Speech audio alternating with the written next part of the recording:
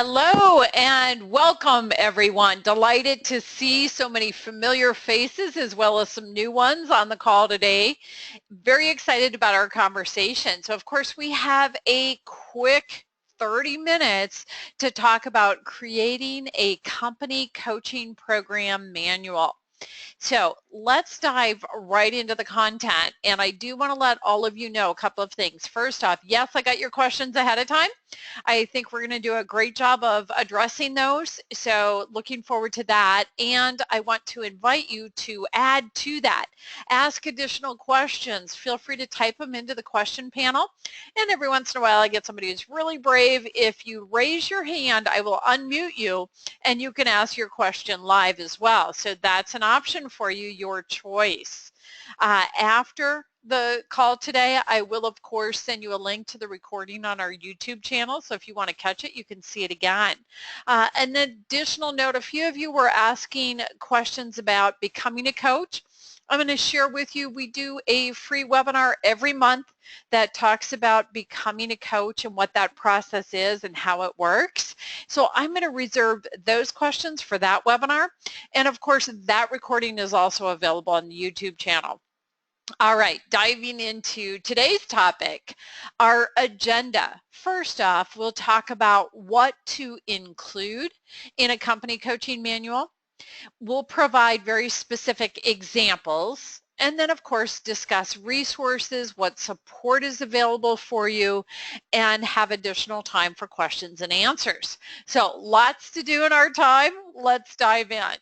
What do you want in a company manual?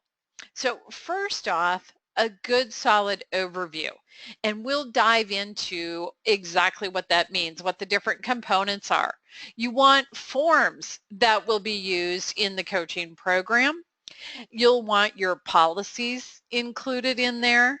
A code of ethics, very, very important to have that. So the overview part of it, what is it? What's included?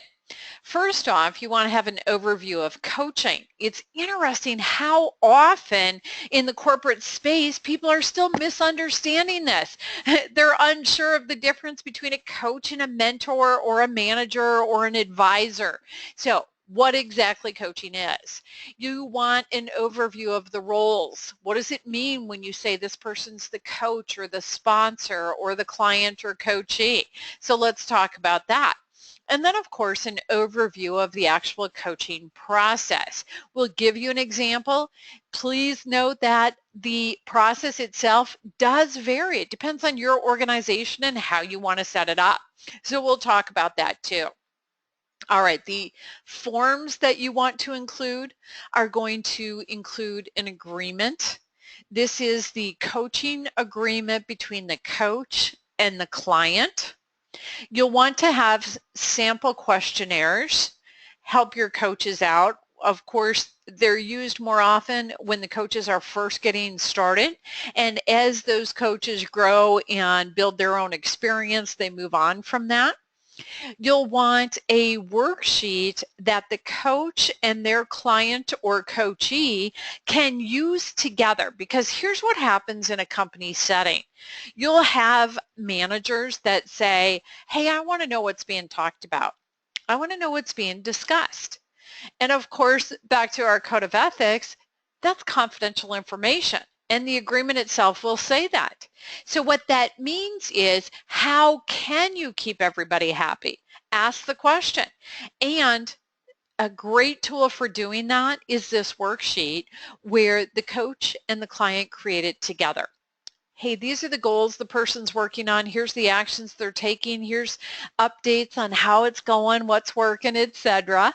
And by co-creating that worksheet, it gives you something that can be turned in when a manager or supervisor wants some sort of report. What happens is the coachee or the client signs off on what information is included.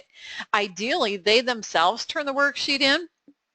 Every once in a while, you're going to have situations where instead of them turning it in, they'll give you permission where you turn it in.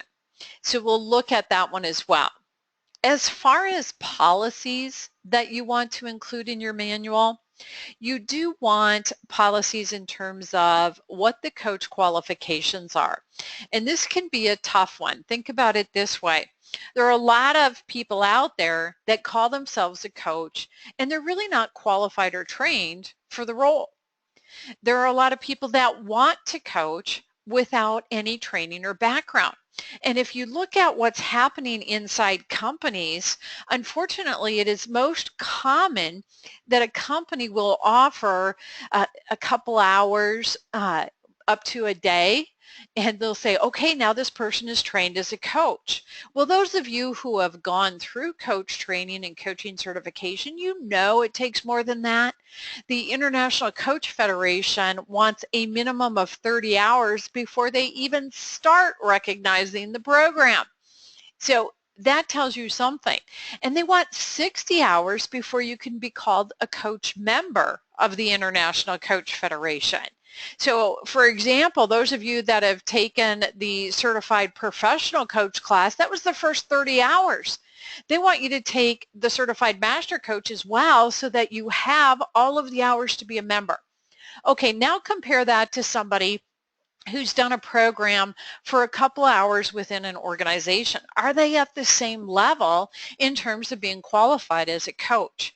And this is where you have your challenge, because best practices research shows that if you really want to get the results, the bottom line ROI in terms of what coaching offers, you want to have fully qualified coaches. And the mistake companies make is they train them internally when in fact they get the best result if they have external training, because then it really is going to be developing the core competencies. It's kind of like if I said, okay, I'm going to do a training program so that I can teach people how to manage technology. Okay, that's not my expertise. Do I know something about it? Well, yeah, I use technology myself, so I know a little. At the same time, am I the one to train somebody else? No. You're better off getting outside training. So same concept. Look for qualified coaches and know what those qualifications are going to be. Now, if somebody's going to be a coachee, think about what happens in companies there.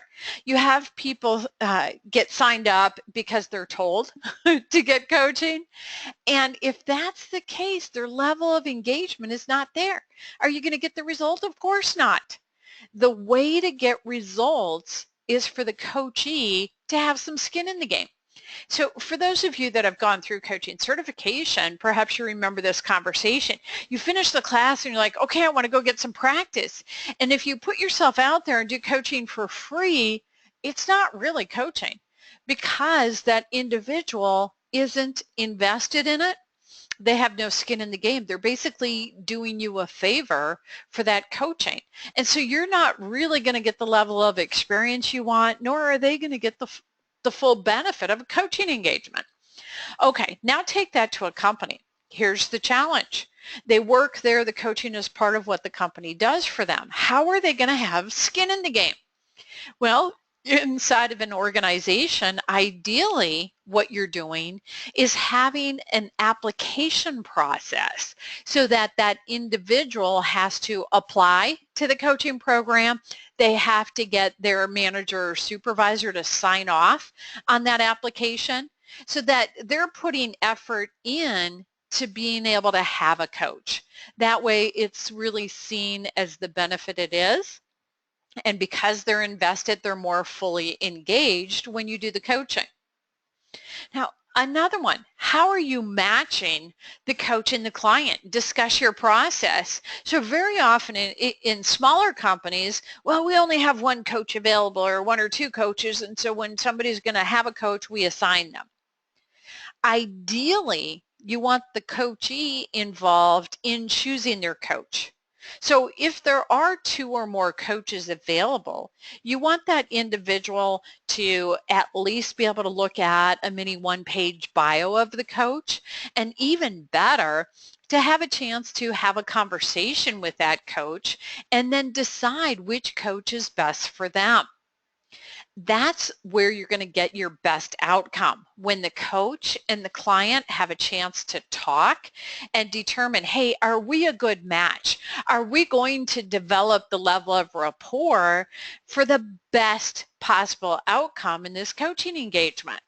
And so that's your best practice in terms of matching. Now, ethics. This can become a challenge one, and we'll talk about this more too. There is a code of ethics for coaches. Those of you who have been trained know that. There are also company code of ethics. And sometimes there are things that are handled one way in the company according to the code of ethics and a different way in coaching according to that code of ethics. So then the question becomes, how are you going to manage that? And have a policy for that. Discuss it ahead of time. The agreement itself, talking about confidentiality, talk about how the process works, defining the roles. The code of ethics for coaches tells us what to include in agreements, and we want to make sure that's actually there. Then, of course, you want a policy on what the process is. How does this work? What happens? Now, a sticky wicket that comes up for people, when you have a company program for coaching, very often there's this concept of, okay, well, this is job and we only talk about the job. Well, Harvard Business Review did research on this, and the reality is 76% of the time when you're doing coaching in that setting, personal issues do get addressed. And that research was a number of years ago. I'm surprised the number was that low. The bottom line is this: when you are coaching someone, what's going on in their personal world does affect them on the job. So if they're dealing with medical concerns or relationship issues or financial challenges or whatever it is, it affects their performance at work. And so as a coach, what does that mean? It means being comfortable, being uncomfortable. That's part of our competencies. And it means being open to the possibility that, yes, work-sponsored coaching is actually going to benefit when the coach is open to talking about those personal things as well. So an awareness. So the process itself may have a primary focus on the job, and the awareness that very often those personal things come up. You also want to have a policy on how long the coaching continues. Does it go on indefinitely, or is there a finite time period, or is there a determination based on how effective it is and what the impact is? So have a policy in place. All right, I mentioned we'll talk more about that code of ethics. So the International Coach Federation is where you find the coaching code of ethics. And then of course you have your company code of ethics. And so in your manual, you're going to explain, how do we handle these two? Let me give you an example. Some of you are in HR. When you're in HR, you know, oh yeah, we keep records and we keep everything, and we have ways we protect the information, etc. And then when you're in coaching, we talk about this and we say, well, if the notes from that coaching conversation are on a company-owned computer or emailed on a company-owned email address, they are not confidential. And what does that mean? That means as an organization, you've got to have a conversation on the front end, defining, okay, is this a coaching conversation or is this an HR conversation, for example? What notes are taken? Where are they kept? How are they managed, etc.? How are you handling the code of ethics? You see, the reason coaching talks about confidentiality to that level is this: when somebody knows that whatever they discuss in that conversation is confidential to that level, they're more comfortable, they're more open, and you're going to get better results. So it's extremely important that this be addressed on the front end. Have the conversation, have the discussion. All right, examples. Let's move into some specific things to include. First off, under the overview, we'll talk examples. Agreements will show examples of clauses to include in an agreement. We'll talk about example questionnaires, and then of course that worksheet that the coach and the client fill out together. So starting with the overview, International Coach Federation is a great resource in terms of explaining coaching and the definition for it. So from the International Coach Federation, coaching is partnering with clients in a thought-provoking and creative process that inspires them to maximize their personal and professional potential. Love the definition. Now think about the application of that, what that means. You see, in a company, very often there's this idea that the coach is going to be telling the client what's working, what isn't, what to do, what not to do, giving them advice, etc. That's actually not coaching. It goes back to that common misunderstanding. That's mentoring, that's managing, etc. So when you define coaching in your company manual, you're making it very clear. Coaching is different than the other roles. This is how it works. The coach creates that process, partners with them, and inspires them to maximize. So it is the individual coachee or client that is actually in control and in charge of what happens and how it happens. So knowing that and knowing the difference of a coach. Also in the manual, you want to have an overview of roles. So a professional coach is somebody who follows the core competencies. There are 11 from the International Coach Federation. Those of you who have completed coach training are familiar with those 11 core competencies. You know them. Your initial program develops those competencies. The master level takes it to the next level. And coaching really is built on those 11 core competencies. You also know that when you have a coach that is a member of the International Coach Federation, they're accountable to the Code of Ethics. This can bring up a challenge internally in organizations. So first off, sometimes the coach training of the coaches in the organization is less than what's required for membership in the International Coach Federation. And so what is the accountability to the Code of Ethics? And then also, back to the earlier challenge we discussed, sometimes you have differences in the company code of ethics and in coaching code of ethics. How are you handling it, managing it? So this is what a professional coach is, somebody that follows his 11 core competencies, lives them, uses them, applies them, and is accountable to the code of ethics. How are you going to define the role inside your organization?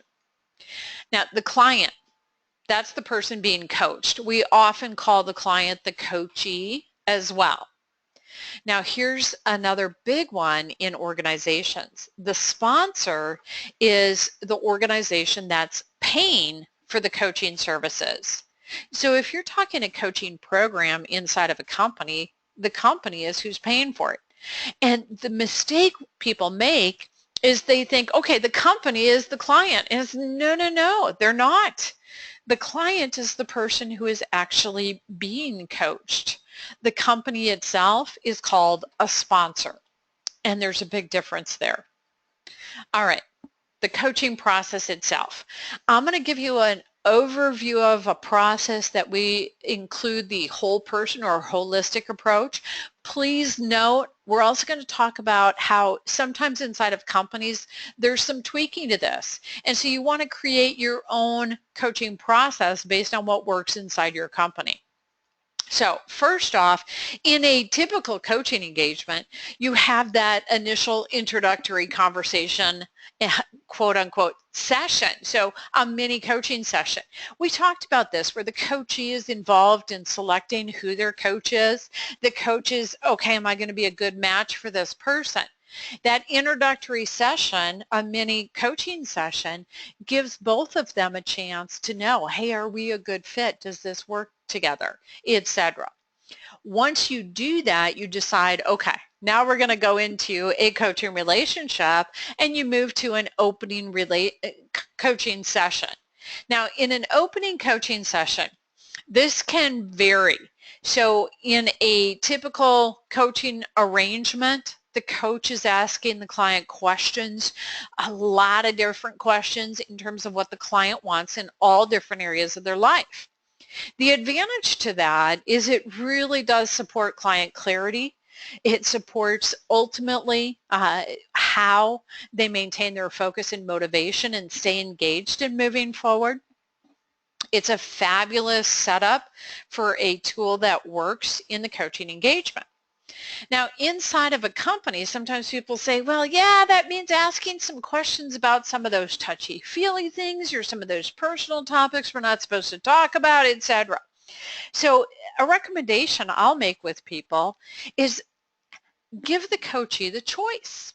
Say we can approach this two different ways. One option is we can agree that the focus is going to be work, and that opening session will be all questions about what they want to achieve in terms of work, the job, etc.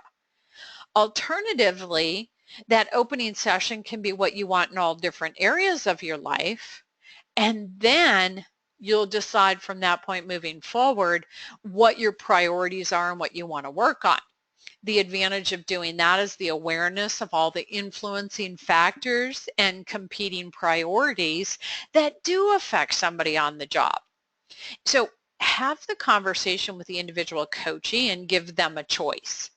As an organization creating a coaching manual, what you want to do is think about, okay, maybe we have a diagram that gives two different ways of approaching this, and before you hit that why, or at the beginning of that why, you have, give the coachee the choice. Here are the two different approaches, the pros and cons, have the conversation, etc.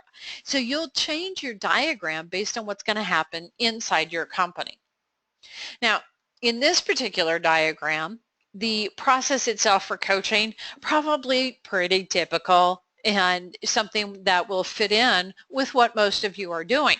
So when you have an individual coaching session, the coachee or the client is the one who prioritizes, hey, this is what I want to work on.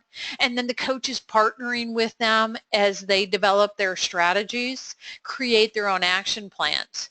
And then coming back at the next session, the coach is going to say, hey, how are you doing with your action plan? And checking in on that progress and success.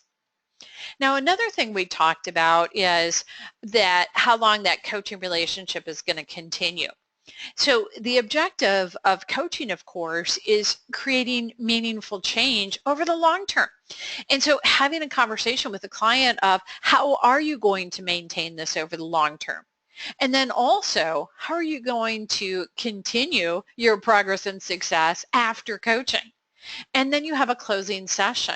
And in a closing session, typically you are asking the client what they have accomplished in the course of the coaching relationship, what their strategies are moving forward after coaching, and of course letting them know, hey, if they do want additional coaching, what the process is for that. So this is one example of a diagram. Do, of course, create your own for your company coaching manual and diagram what the process is going to be inside your organization. As far as sample agreement clauses for your coaching agreements, you want to define coaching as you see in this first paragraph here. You also want to, whoops, getting ahead of myself there. You also want to be talking about it being client focused, that the client is in the charge of making the choices, and what the coach's role is. An additional part of the agreement is that the relationship really is based on the trust between the coach and the client, that open communication. So address confidentiality, address what notes are taken, where they're taken, how they're kept, etc. So all of that is part of that coaching agreement. Then you also have additional agreements that you're going to want to include as well. So let's look at some of those. Coaching typically has a commitment to a set number of sessions. The reason for that is because coaching is a process and it takes time. So 6 sessions is fairly common, and then you decide whether or not you're continuing. How are you going to handle that inside the organization? What is the number of sessions? Then, how are you going to handle conflicts of interest? So, for example, sometimes the coach is asked to coach both the manager and somebody that reports to them. Could that be perceived as a conflict of interest, and how are you going to handle it? So you definitely want to be thinking about those ahead of time. As a coach, we know that according to our code of ethics, we avoid those conflicts. If something comes up when we're already into the coaching relationship, we disclose it and we give the client the choice as to whether or not to continue. You also want to have a clause that differentiates coaching from some of the other roles. In other words, hey, as a coach, I'm not here to give you legal advice or financial or be a mental health professional with therapy or counseling, etc. So it's very important that you are clear the client makes their own choices and decisions. You also want to recognize the purpose of the coaching relationship, and it's to support the client in their exploring of goals and creating the change based on what they want to change. Okay, questionnaires. What types of questions get asked? Well, this is going to go back to coach training. We talked about that early on. When you have somebody that's trained as a coach, they learn coaching questions. And the bottom line is 80 to 90% of all coaching questions start with one of 2 words, either the word how or the word what. Now, the few remaining, occasionally you'll ask who, when, or where, and that's it. What's the reason for that? Well, if you start a question with other words, such as is, any, can, do, will, those are all closed questions and most often leading. So coaching questions start with what and how. Fairly typical in a coaching conversation to check in with a client on how they're doing with their actions, to ask them what they want to focus on, what their timeline is, to ask them about barriers, ask them about resources, ask them about the actions they're going to take, and have them describe their ideal outcome as they're moving forward. Because for the client, when they fully describe it, it makes it real. And when it's real, they believe in it, they're more motivated, and it supports their achievement. So this is an example of questions that are going to be included in a coaching company manual. Now the worksheet itself, love this, it's very simple and it really serves the purpose well. So the coach and the client talk, okay, in terms of the information the client wants to share with their sponsor, their organization, their supervisor, whoever it is. These are goals they're working on. And then here are the actions they're taking to move toward achieving that goal, their timeline for it. And then they get to put notes in there as far as how it's going, what's happening, where are they at with that. And if they are turning it into a supervisor or a manager, there's a place for that supervisor or manager to provide feedback as well. So fabulous example in terms of co-creating a document that the client gives permission to be shared with their sponsor. All right, couple of minutes left. Let's move quick. What are the resources available to you? So of course we do have the International Coach Federation. That is our self-regulating body as coaches. That's where the code of ethics comes from. That's where the core competencies come from, etc. And for people who are working as coaches and putting themselves out there, membership in the International Coach Federation is really the minimum standard as far as being a professional coach. Center for Coaching Solutions, organization that you can outsource to for whatever it is you want in terms of developing, managing a coaching program, and for having coaches available to employees inside the organization, and that can be at all different levels. And then, of course, the Center for Coaching Certification, a resource for training of those coaches. So the International Coach Federation, their website is coachfederation.org. Lots of great information there. The Center for Coaching Certification, where training is available and provided, is at centerforcoachingcertification.com. And then the Center for Coaching Solutions, and this is where coaches are available. We also do training programs. Now, if a company is going to do something other than a full ICF approved program, we can work with you and make sure you're addressing the key areas. So we have different versions of the coach training available, and we'll tailor it to you. Additional resources available. We publish a blog, new articles every week, publish book every year, offer free webinars like this one, and of course we're available for a quick check if you want, hey, got to know something, whatever it is, and then we're available for outsourcing. The blog is coachingblog.centerforcoachingcertification.com. The Coaching Perspective series, each book is completely new and unique. The authors are all graduates of the program. And then, of course, the webinars are free. We offer something every month. If you do want to do a quick check, feel free to call or email us. Outsourcing, let us know. We're available. We can consult with you on designing and developing your program, implementing it. We can work with you on the training programs, and then, of course, providing coaches. So what's your next step now for you? A couple of things. First off, we do want to offer a free consultation. If you want to discuss more, hey, what do I want to do? How do I want to do it? Hey, how does this work? What's going to happen is after this webinar, I'll send you an email. If you do want to set up a free consultation, reply to that email and let me know, and I will send you a link to my calendar and you can schedule the time. Choose the resources that are going to support what you want and plan your process. Implement your strategy and get the results you're looking for.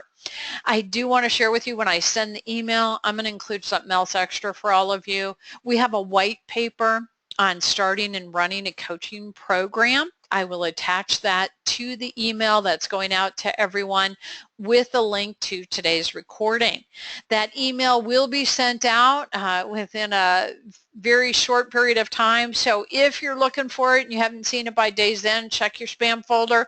We'll definitely be getting that out to you. For those of you that do have to jump, I do realize we have used our time, so I want to say thank you so much for being here. Definitely appreciate your time and appreciate the privilege of being part of your process in terms of exploring what your options are, etc.